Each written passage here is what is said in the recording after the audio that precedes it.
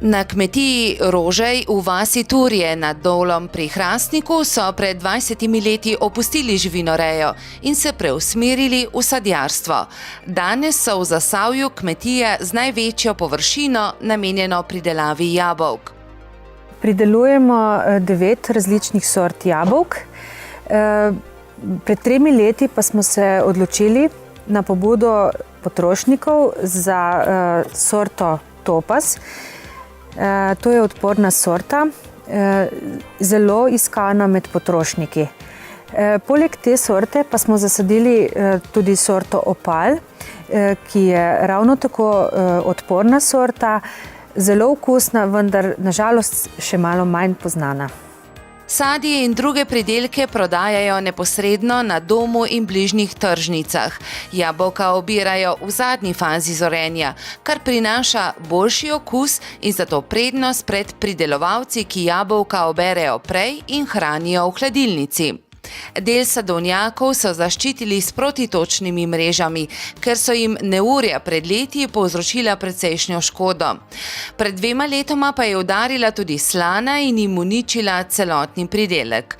Sadjarstvo je tvegano, zato je mož obdržal službo, medtem ko je soproga že 23 let zaposlena na kmetiji. Poleg jabolk pridelujejo tudi sadno vino, jabolčni kis in 100% jabolčni sok. Pred kratkim pa so sprejeli še en izziv. Nahajamo se pred nasadom češenj.